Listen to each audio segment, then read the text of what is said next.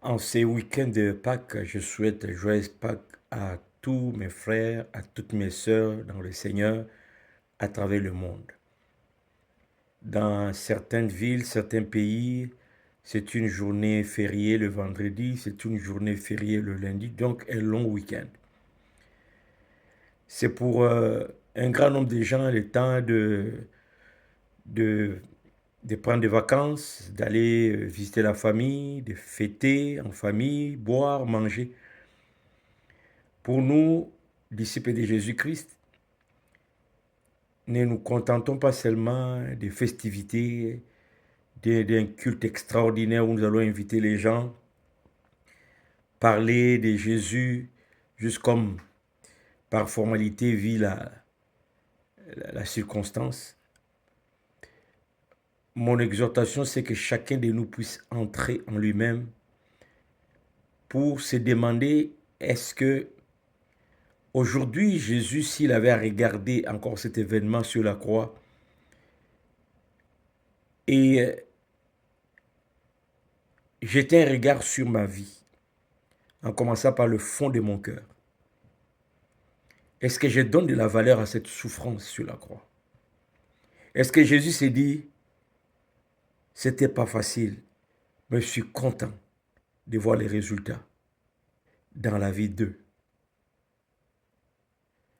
Est-ce que nous avons compris que vivre dans le péché n'est plus notre identité et que nous ne devons plus vivre avec la mentalité de dire, nous sommes pécheurs, nous sommes des êtres humains, nous avons des faiblesses, ce n'est que la grâce.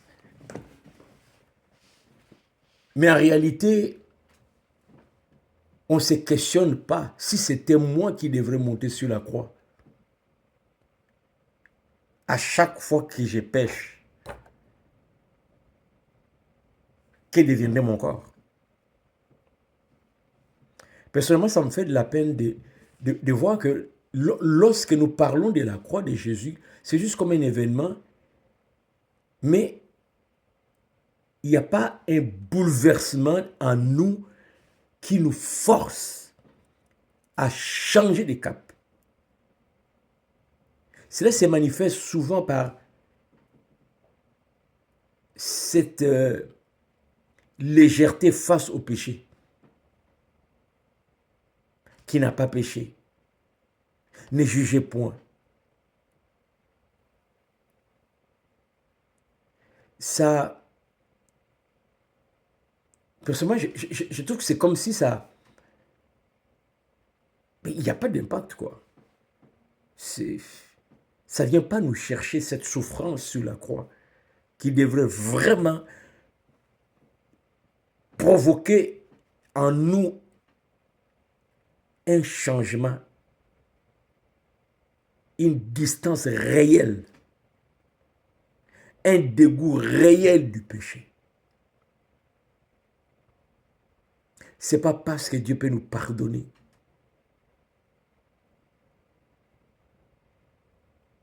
Est-ce que ton cœur, bien-aimé, quand tu te réveilles le matin, aspire à vivre une vie de sainteté? Où tu as tendance toujours à dire, nous sommes des humains.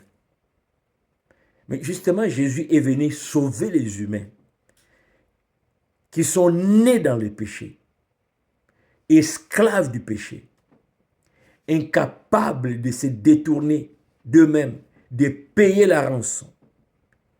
Il a payé non pas pour que nous puissions continuer de vivre comme des pécheurs, mais que nous puissions comprendre par le sacrifice les coûts, les frais de la rédemption, que cela ne devrait plus être notre vie. C'est le cœur qui doit sentir ça.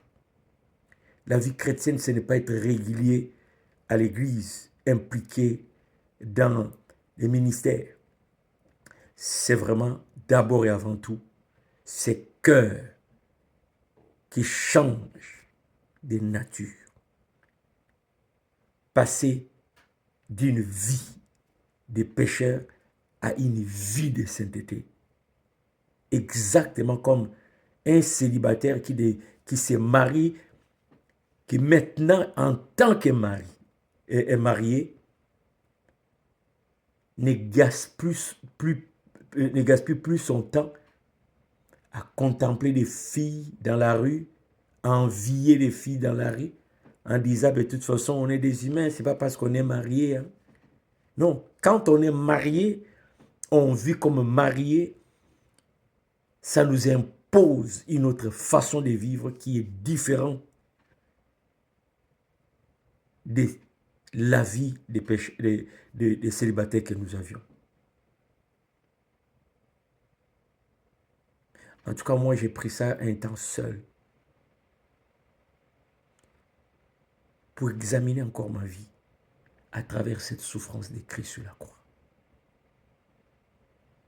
Toi, qu'est-ce que tu as prévu? À la prochaine.